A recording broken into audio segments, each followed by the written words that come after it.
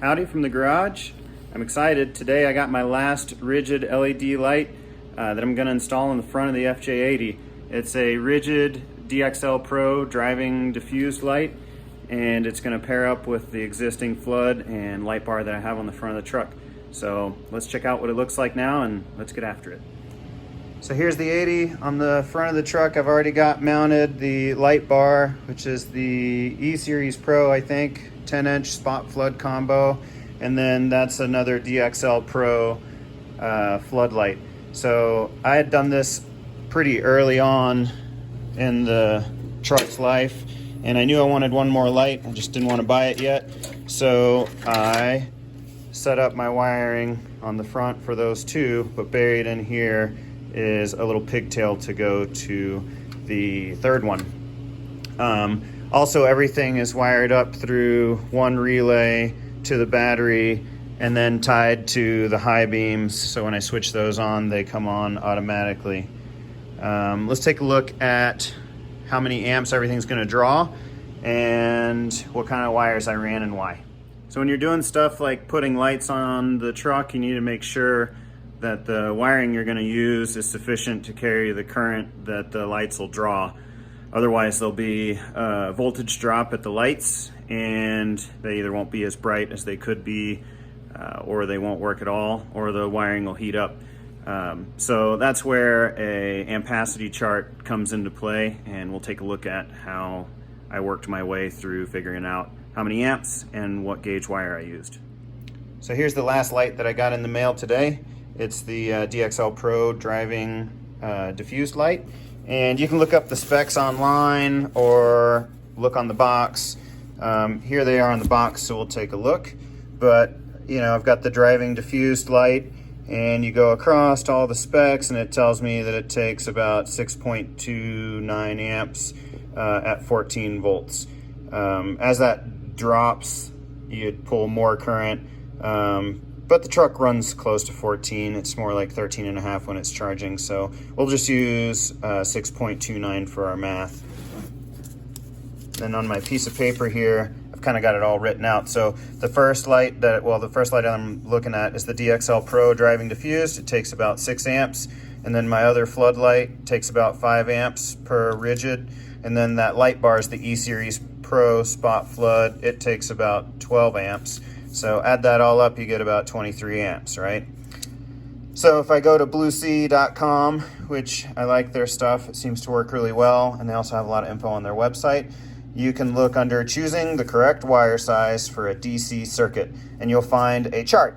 And the chart gives you all the different lengths and how many amps you're planning on drawing, and it recommends a wire gauge as a result. So I looked it up, and for 0 to 6 feet with 3% or less voltage drop, they recommend for 25 amps, which is kind of close to 23 amps, that you use 12 gauge wire. So that's what I used to go from the battery to where everything splits off to go to each light.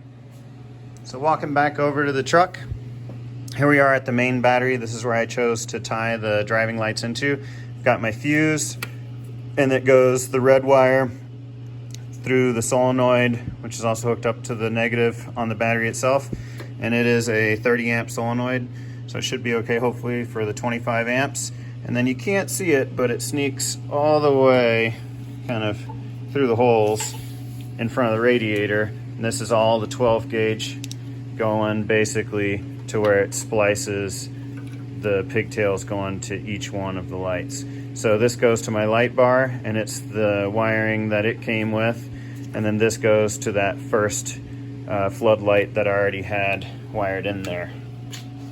So I'm going to unwrap this, where I will hopefully find my pigtails that I left, and wire up the second light to go right here, the second DXL Pro. So I just came back over from the truck where I unraveled my wiring, and I don't have the pigtails that I thought I did, but I've got a good spot to solder my wiring into.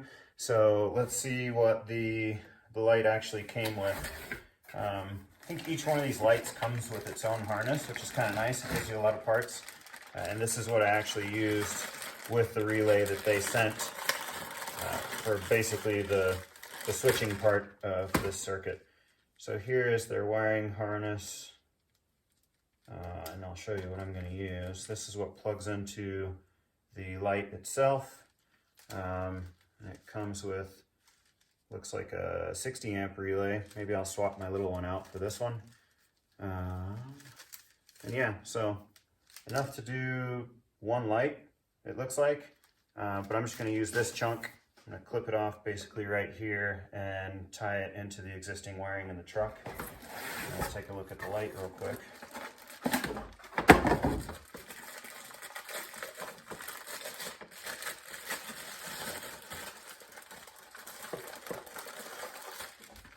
So there's the light, and you can see on the back where the connector clips right in.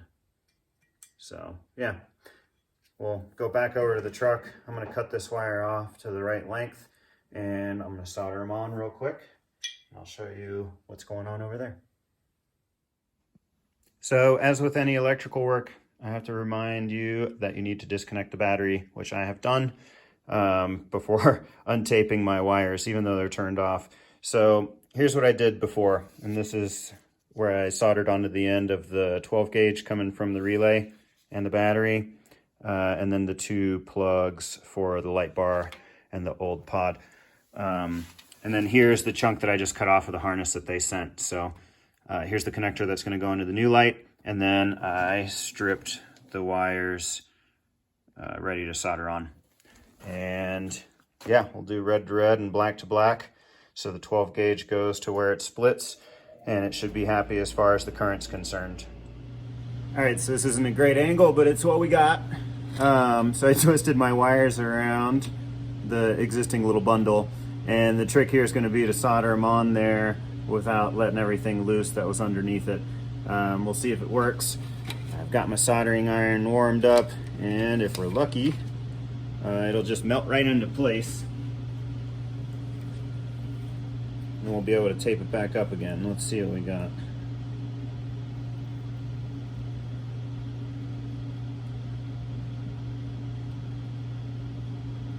And I'm sure that my soldering can be criticized, but so far it works.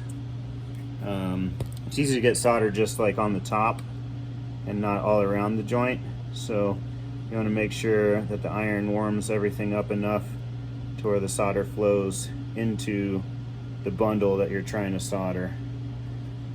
I just dripped a little bit, which is why I have a little towel underneath there so I don't melt any plastic pieces. The first one seems to have done just fine. Let's see if we can get the next one soldered just as well. So it really won't start to take heat until you actually get a good blob, because the blob itself helps to transfer the heat to the whole entire joint. So this one just took a little bit of more solder. Top got soldered pretty quickly, so I moved to the bottom just to make sure that it's soaking into the joint. And then a big drip just fell off of there, but that's okay. That's just extra stuff. And I think the general rule of thumb is the more solder, not necessarily the better, because it doesn't conduct electricity as well as the copper in there, but I think it'll be fine. So I think both joints look pretty good. We're gonna go ahead and tape this up. I got my bracket on the light. It's just this stainless bracket. There's two little plastic pieces that go under each side of the thing to keep it separate and square. And then the two bolts go through. One it pivots on, and the other one, it allows the light to adjust up and down. We'll adjust it when we get it on there. And then the carriage bolt goes through and pinches the metal bracket with two rubber isolators to keep it from vibrating too much, I guess. And on this truck, I gotta use this little spacer on the light mounts because it was designed originally, the bumper was for round lights, but these are square, so the edges get close to hitting. So we'll drop it on there and goes through the hole. Use our flat washer and our lock washer. See if I can hold it on there. And loose. The nut just catches.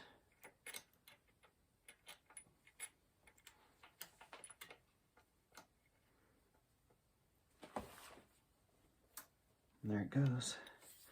All right, and I believe these are actually 9/16, but we'll use our handy 14.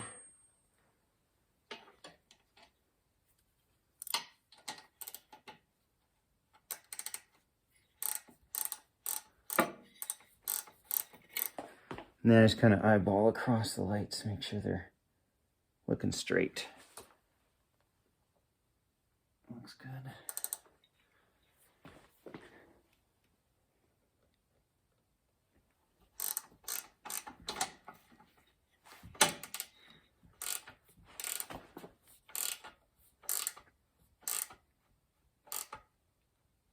Get it kind of tight. Got enough threads engaged, just barely.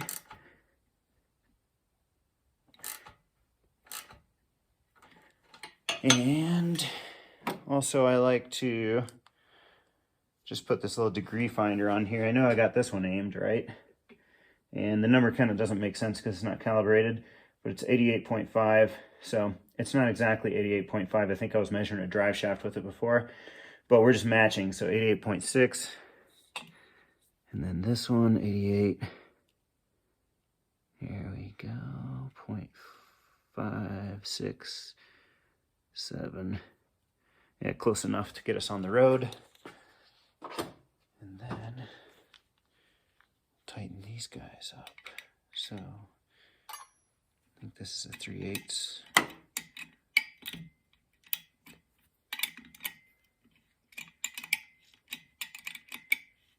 3/8 wrench, little hex key on the back, so it should make it all nice and snug, not too tight. And this other one's 7/16. This is just the pivot. All right, so it's on there. It looks good. All right, and then the wiring itself went tucked just in front of the radiator support.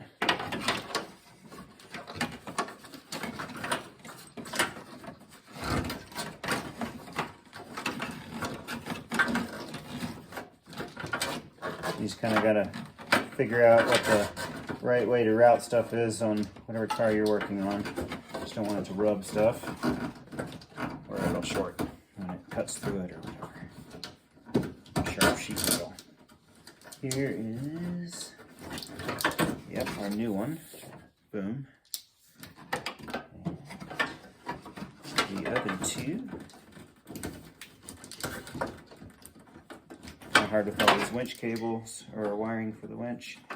All right, so these are all specific to the lights. Here's that flood, or yeah, I think it was a flood. And then here's the light bar hooked up. Clip. And here's our new one coming over to our new light. And clip it on there. All right, let's go in the truck and flip everything on and see if they come on like we expect them to. I think it's looking pretty good. All right, I got the battery hooked back up. Here you can see how close the square edge gets to the bar, so that's why I spaced them up. I still need to zip tie all the wiring. I'll take care of that. It's a little boring anyways. But yeah, let's go inside the truck and turn on the lights, see what they look like. All right, let's see. And that's just the low beams on, off, and then high beams with the driving lights or the LEDs. So let's go see if they're all lit like we expect them to be. Yeah, looks pretty good. All right, we're in the truck and it's dark out. So here's the low beams, and here are the high beams, and here are the rest of the LEDs on. So that's LEDs on, off, on,